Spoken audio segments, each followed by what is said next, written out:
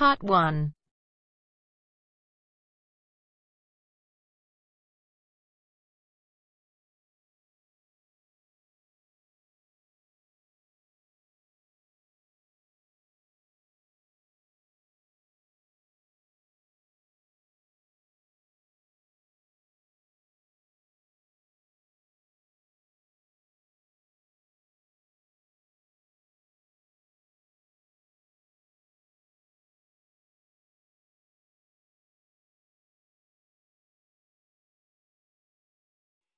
You will hear a number of different recordings, and you will have to answer questions on what you hear. There will be time for you to read the instructions and questions, and you will have a chance to check your work. All the recordings will be played once only. You will hear a conversation between the director of a childcare centre and a parent enrolling her child in the centre. First, you have some time to look at questions 1 to 6.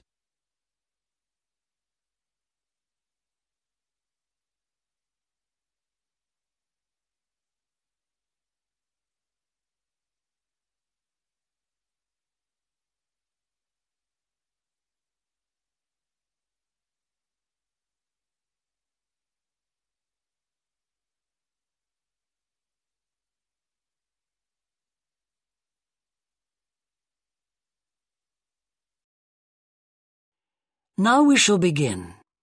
You should answer the questions as you listen, because you will not hear the recording a second time. Listen carefully and answer questions 1 to 6. Good morning.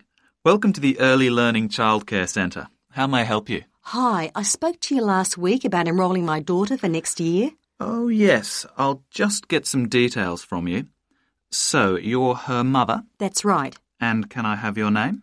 It's Carol Smith. And your daughter's name? It's Kate. Now, we have several groups at the centre and we cater for children from 3 to 5 years old. How old is your daughter? She's 3 now, but she turns 4 next month. I'll put 4 down because that's how old she'll be when she starts. Fine. She's so excited about her birthday and coming to the centre. Oh, that's good to hear. And what's your address? It's 46 Wombat Road. That's W-O-M-B-A-T.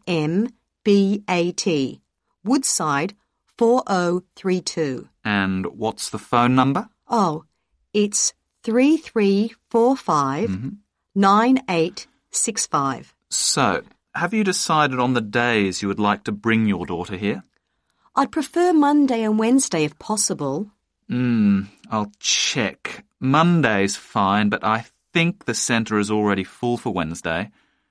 Yes. Sorry, it seems to be a very popular day. We can offer you a Thursday or a Friday as well. Oh dear. I suppose Thursday would be all right because she has swimming on Friday. OK, got that. Because a lot of parents work, we do offer flexible start and finish times.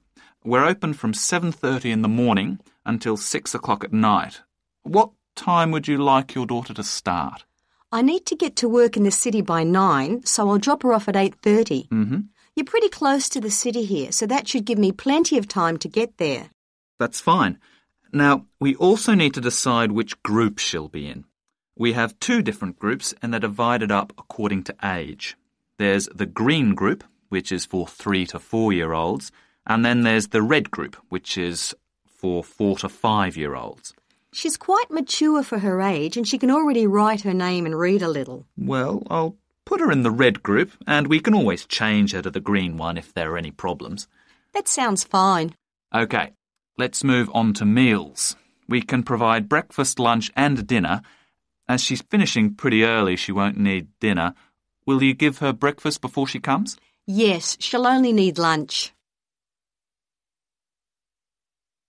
Before you hear the rest of the conversation, you have some time to look at questions 7 to 10.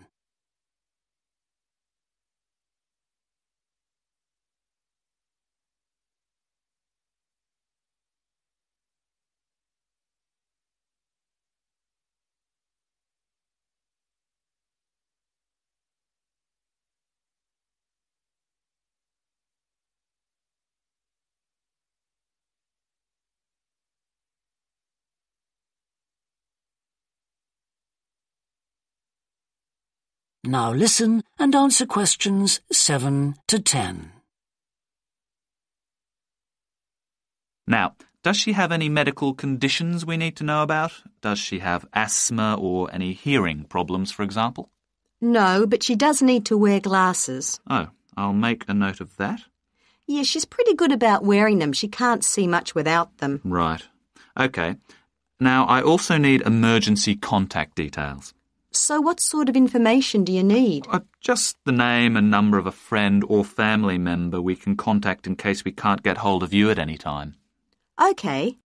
That'd better be my sister, Jenny Ball. Uh-huh. That's B-A-L-L. Her phone number is 33467523. Great. So she is the child's aunt? Yes, that's right. I'll make a note of that as well. Now, is there anything you'd like to ask? What about payment? How much are the fees each term? Well, for 2 days and the hours you've chosen, that will be $450 altogether. OK, and do I have to pay that now? No, we send out invoices once the children start at the centre. You can choose to pay at the end of each term, or we do offer a slightly discounted rate if you pay every month. Oh, I'll do that then. I find it easier to budget that way, and I'm not used to the term dates just yet. Good. It makes it a lot simpler for us as well. Well, that's everything. Would you like me to show you around the centre? We can go. That is the end of part 1. You now have half a minute to check your answers.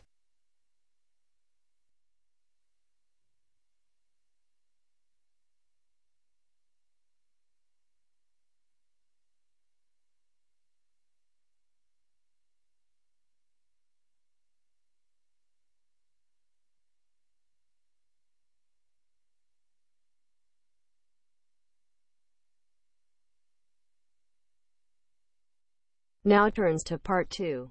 Part 2.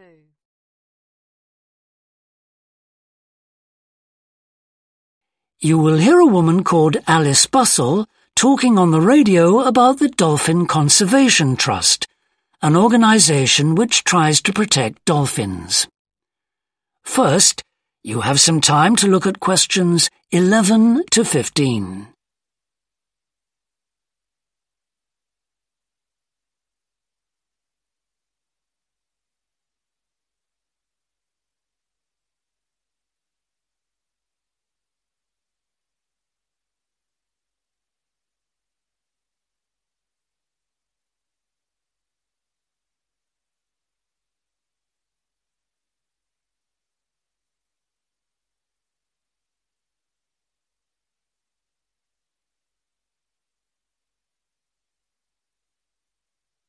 Now listen carefully and answer questions 11 to 15. Today we're pleased to have on the show Alice Bussell from the Dolphin Conservation Trust. Tell us about the trust, Alice. Well, obviously its purpose is to protect dolphins in seas all around the world. It tries to raise people's awareness of the problems these marine creatures are suffering because of pollution and other threats. It started 10 years ago, and it's one of the fastest growing animal charities in the country, although it's still fairly small compared with the big players in animal protection. We're particularly proud of the work we do in education. Last year, we visited a huge number of schools in different parts of the country, going round to talk to children and young people aged from 5 to 18. In fact, about 35% of our members are children. Oh. The charity uses its money to support campaigns, for example, for changes in fishing policy and so forth. It hopes soon to be able to employ its first full-time biologist with dolphin expertise to monitor populations. Of course, many people give their services on a voluntary basis, and we now have volunteers working in observation, office work and other things. I should also tell you about the award we won from the Charity Commission last year for our work in education. Although it's not meant an enormous amount of money for us, it has made our activities even more widely publicised and understood. In the long term, it may not bring in extra members, but we're hoping it'll have this effect. Is it possible to see dolphins in UK waters? Yes, in several locations. And we have a big project in the east part of Scotland. This has long been a haven for dolphins because it has very little shipping. However, that may be about to change soon because oil companies want to increase exploration there. We're campaigning against this because although there'll be little pollution from oil, exploration creates a lot of underwater noise. It means the dolphins can't rest and socialise. This is how I became interested in dolphin conservation in the first place. I had never seen one, and I hadn't been particularly interested in them at school. Then I came across this story about a family of dolphins who had to leave their home in the Moray Firth because of the oil companies, and about a child who campaigned to save them. I couldn't put the book down. I was hooked. Before you hear the rest of the talk, you have some time to look at questions 16 to 20.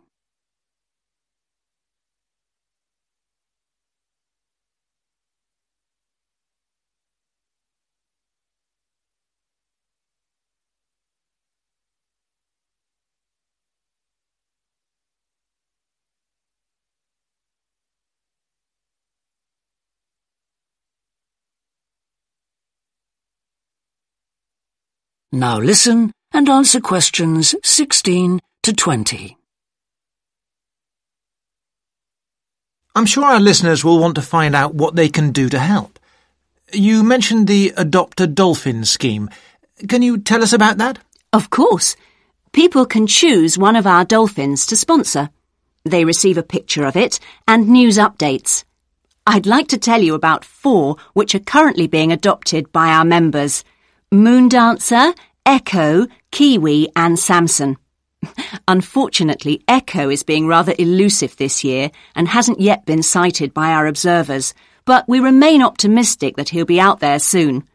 All the others have been out in force.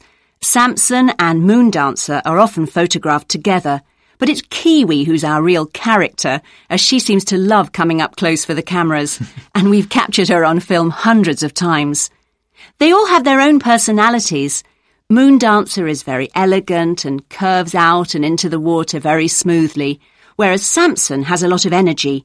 He's always leaping out of the water with great vigour. You'd probably expect him to be the youngest. He's not quite. That's Kiwi.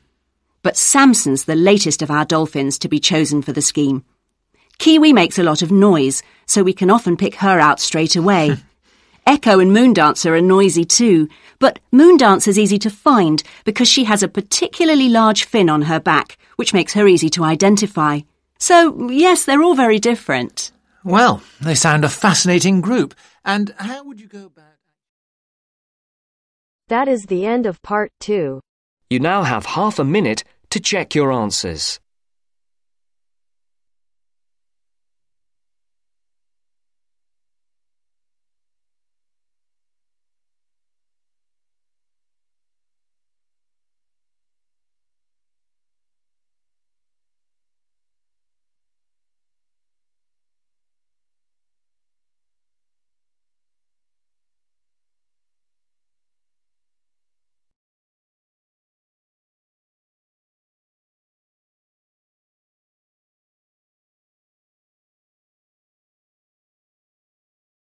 Now turns to part 3. Part 3. You will hear a student called Rob, who is in the first year of a theatre studies course, talking to another student called Mia, who's in the 4th year of the same course. First, you have some time to look at questions 21 to 25.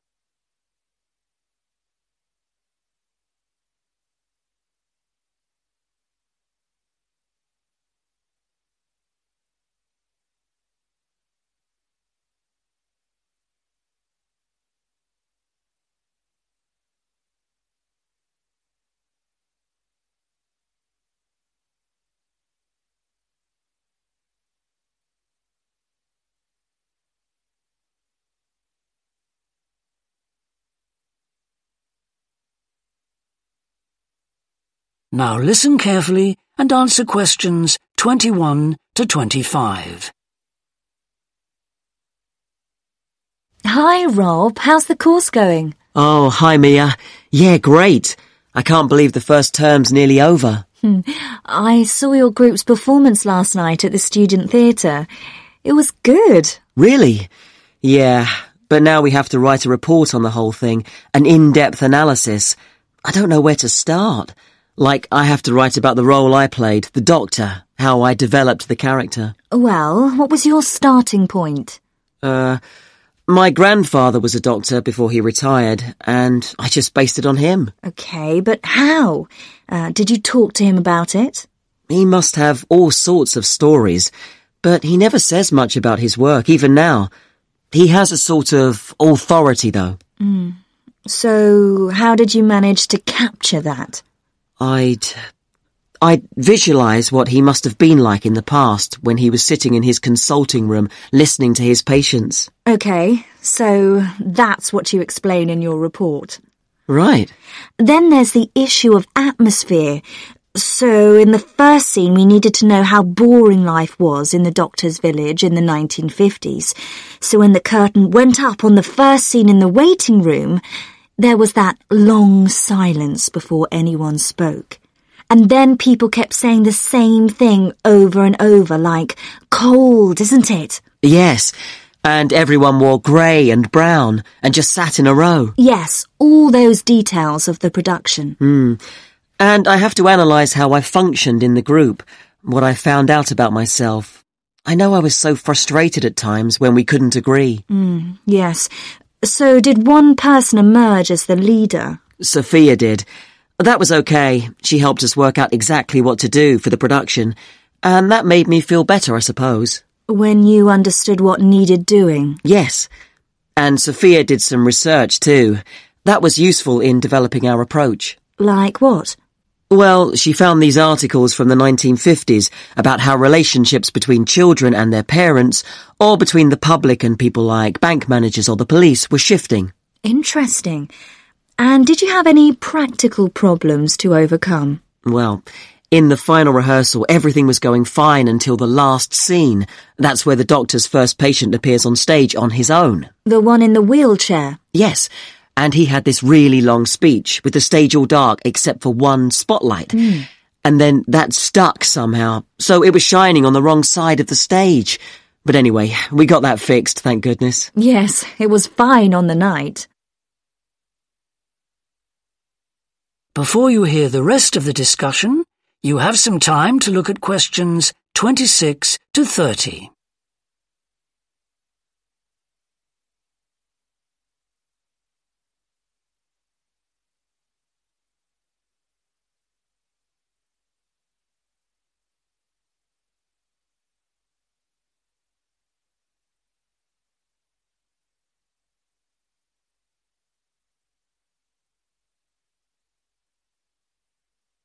Now listen and answer questions 26 to 30.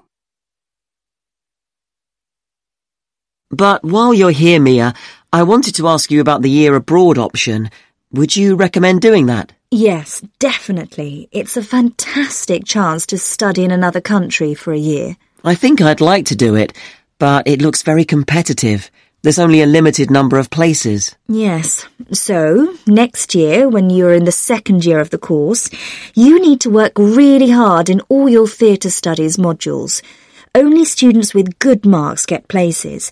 You have to prove that you know your subject really well. Right. So, how did you choose where to go? Well, I decided I wanted a programme that would fit in with what I wanted to do after I graduate. So I looked for a university with emphasis on acting rather than directing, for example. It depends on you. Then about 6 months before you go, you have to email the scheme coordinator with your top 3 choices. I had a friend who missed the deadline and didn't get her first choice, so you do need to get a move on at that stage. You'll find that certain places are very popular with everyone. And don't you have to write a personal statement at that stage? Yes. Right. I'll get some of the final year students to give me some tips. Maybe see if I can read what they wrote. I think that's a very good idea. I don't mind showing you what I did. And while you're abroad, don't make the mistake I made. I got so involved I forgot all about making arrangements for when I came back here for the final year. Make sure you stay in touch so they know your choices for the optional modules. You don't want to miss out doing your preferred specialisms. Right.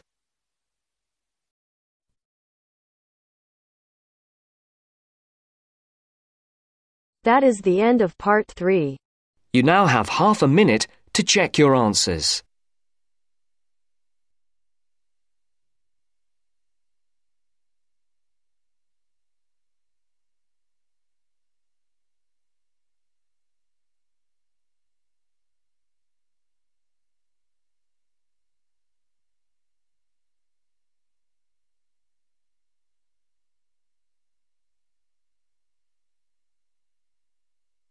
Now turns to part 4.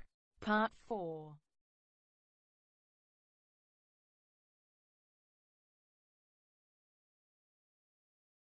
You will hear part of a lecture about leadership introducing a theory called self-regulatory focus theory. First, you have some time to look at questions 31 to 40.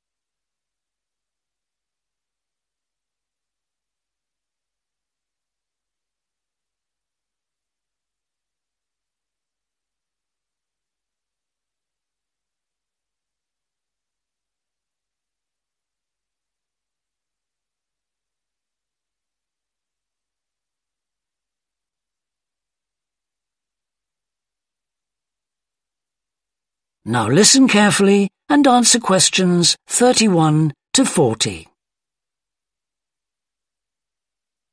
Today, I want to talk about self-regulatory focus theory and how the actions of leaders can affect the way followers approach different situations.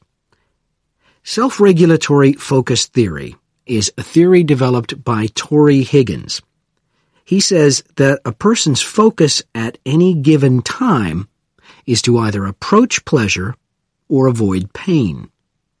These are two basic motivations that each and every one of us has, and they cause us to have different kinds of goals. Promotion goals in different life situations emphasize achievement. Prevention goals are oriented towards the avoidance of punishment. In a specific situation, our thoughts might focus more on promotion goals or more on prevention goals. The theory suggests that two factors affect which goals we are focusing on. First, there is a chronic factor. This factor is connected to a person's personality and says that each person has a basic tendency to either focus more on promotion goals or focus more on prevention goals as part of his or her personality. Second, there is a situational factor, which means that the context we are in can make us more likely to focus on one set of goals or the other. For example, we are more likely to be thinking about pleasure and to have promotion goals when we are spending time with a friend. In contrast, if we are working on an important project for our boss, we are more likely to try to avoid making mistakes and therefore have more prevention goals in our mind. Research has shown that the goals we are focusing on at a given time affect the way we think. For example, when focusing on promotion goals, people consider their ideal self, their aspirations and gains. They don't think about what they can lose, so they think in a happier mode. They feel more inspired to change.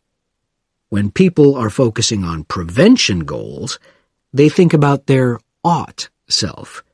What are they supposed to be? What are people expecting from them? They consider their obligations to others. As a result, they experience more anxiety and try to avoid situations where they could lose.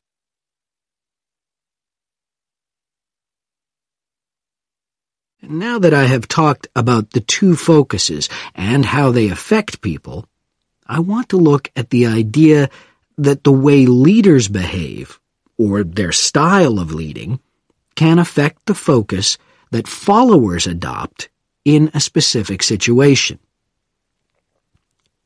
In talking about leadership, we often mention transformational leaders and transactional leaders. Transformational leaders, when interacting with their followers, focus on their development. In their words and actions, transformational leaders highlight change. Their speech is passionate and conveys a definitive vision. All of these things can encourage followers to think about what could be. In other words, they inspire a promotion focus in their followers. In contrast, transactional leaders focus on developing clear structures that tell their followers exactly what is expected of them. While they do explain the rewards people will get for following orders, they emphasize more how a follower will be punished, or that a follower won't get rewarded if his or her behavior doesn't change. In short, they emphasize the consequences of making a mistake. This emphasis will clearly lead followers to focus on avoiding punishment and problems. This is clearly a prevention focus. In conclusion, it is important to understand that one focus is not necessarily better than the other one. For a designer who works in a field where a lot of innovation is needed, a promotion focus is probably better. In contrast, a prevention focus, which causes people to work more cautiously and produce higher quality work, might be very appropriate for a job like a surgeon, for example.